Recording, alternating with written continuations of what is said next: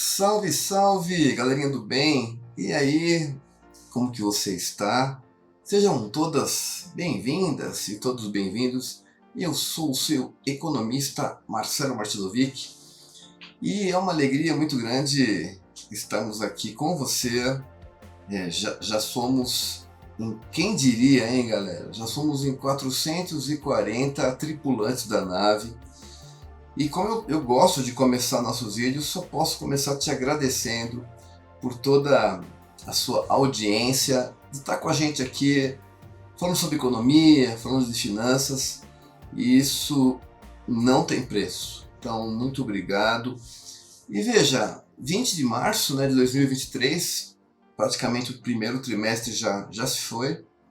E o planejamento, né? Nós estamos atingindo o planejamento do primeiro trimestre e vamos rever as premissas para o segundo trimestre e o segundo semestre.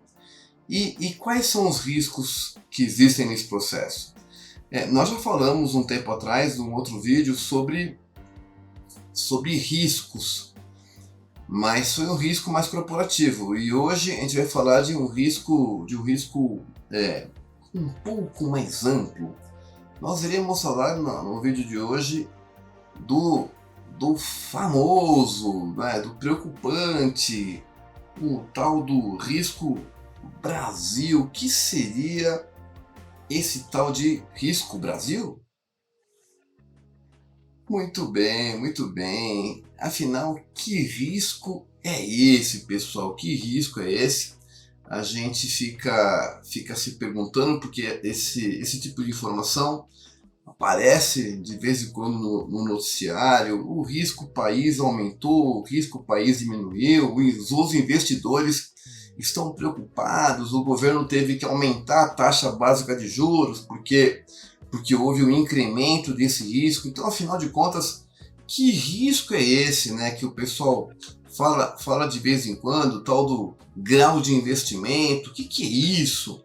E como que esse tal de risco país, né, esse risco Brasil nos influencia? Então veja, aqui é o seguinte: o primeiro passo é a gente estar trabalhando nessa questão de riscos. Então o risco está ligado ao conhecimento, ao conhecido e ao desconhecido. Então, qual é a postura?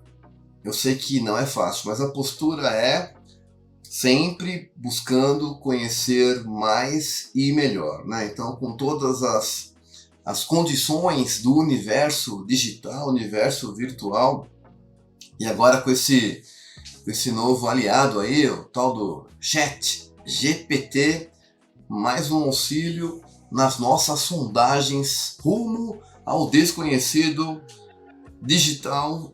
E quanto menos desconhecido, menos o risco. Essa é a lei. Então, acho que a melhor condição é essa que o grande filósofo Sócrates nos ensinou, né? Só sei que nada sei. E o fato de saber isso me coloca em vantagem sobre aqueles que acham que sabem alguma coisa.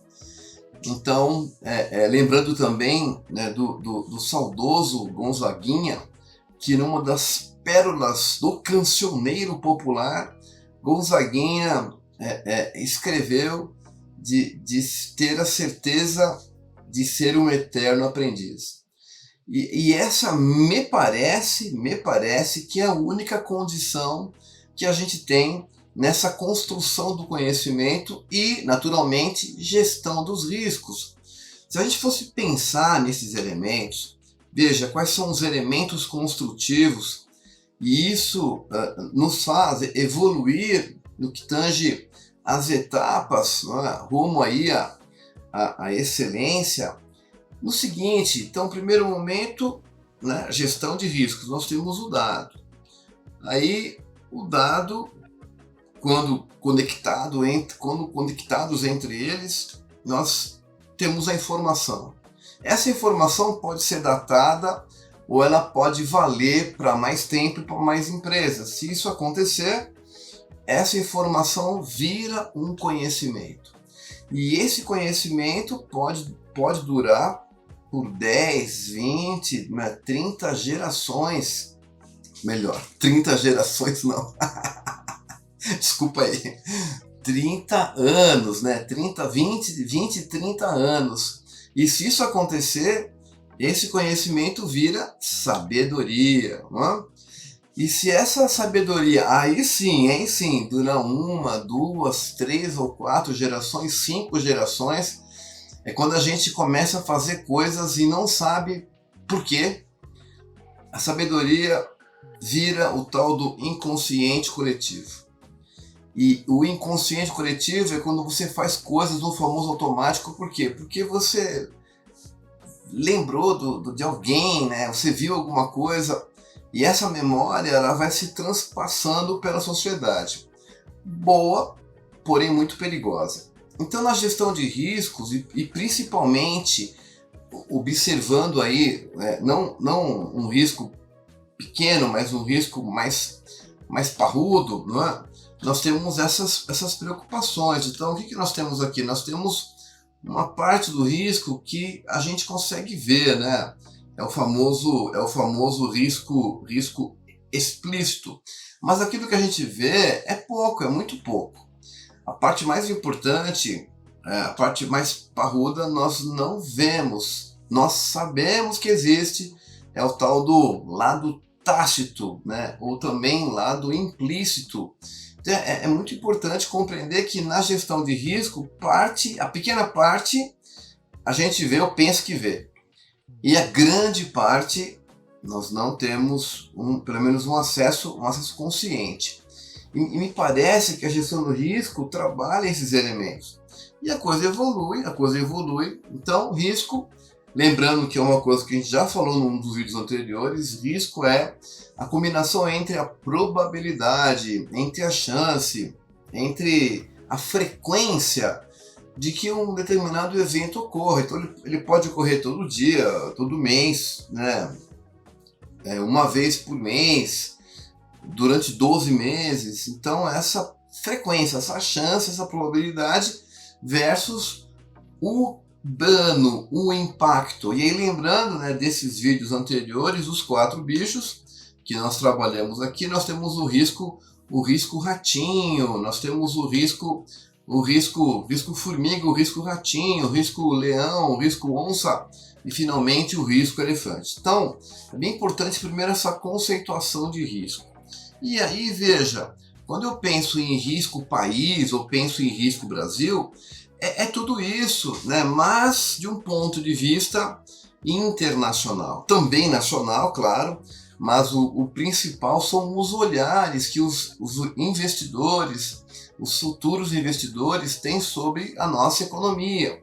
E aí nós temos as agências de risco e essas agências vão dar as notas de risco. Então o que nós temos aqui?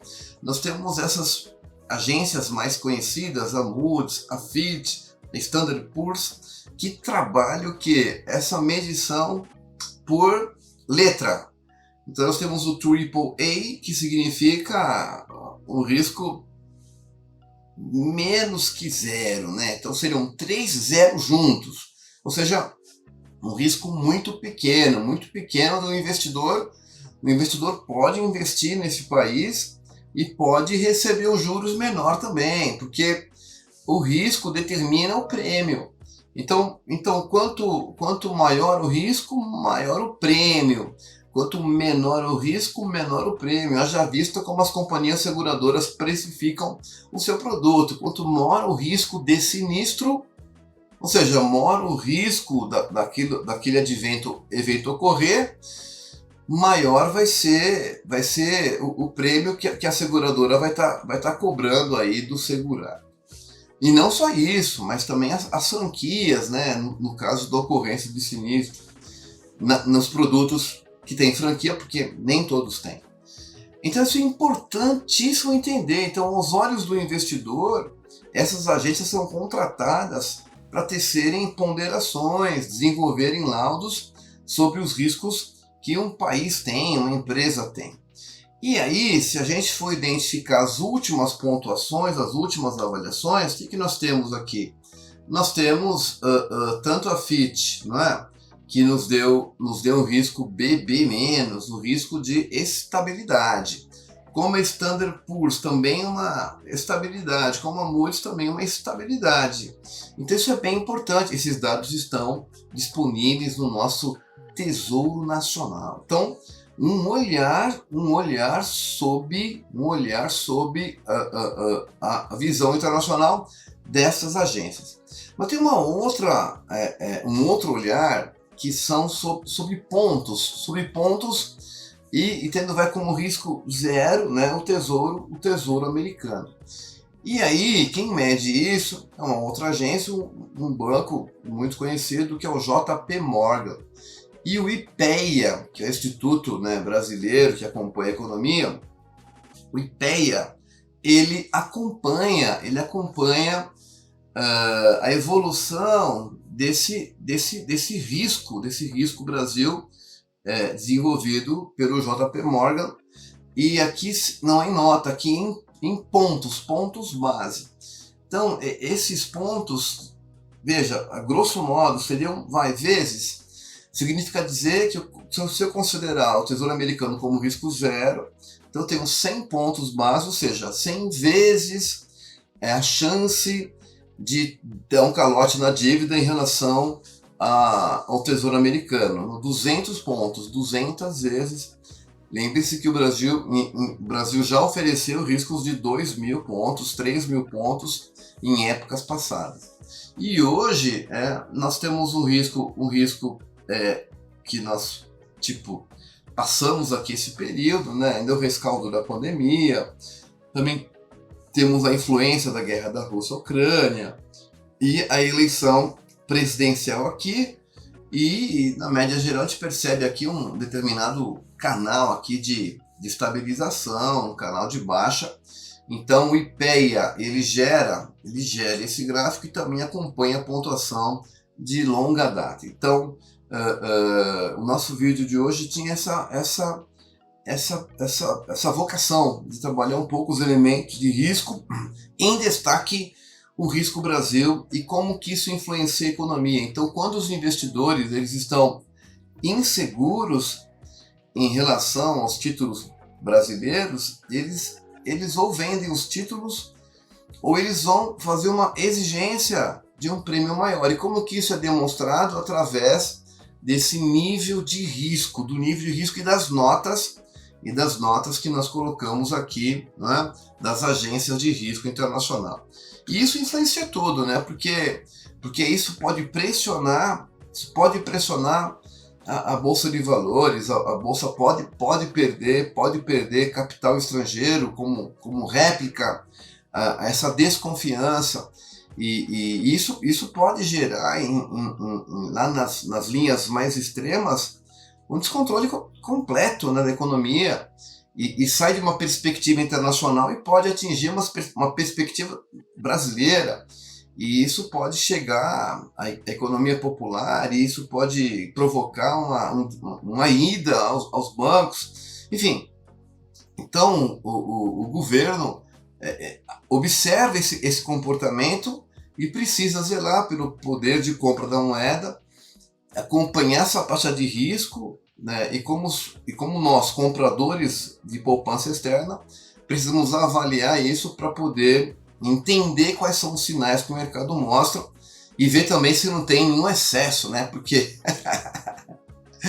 quem não quer ganhar um pouco mais de juros, né? Todo mundo quer ganhar um pouco mais de juros. Então, é muito importante avaliar isso com a variação cambial, com a bolsa, com a balança comercial, né? Porque às vezes o cliente fala assim, tá caro, hein? Tá caro o teu produto, mas compra. Tá caro, mas tá comprando. Então, acho que é isso. E é isso aí, galera. Então, eu espero que essa conversa de hoje tenha agregado valor. E semana que vem, se tudo der certo, se Deus permitir, nós voltaremos para falar mais sobre economia e finanças, pessoal. Então, que Deus abençoe a todas, abençoe a todos. É isso daí, TMJ. Tamo junto, galera. Tamo junto.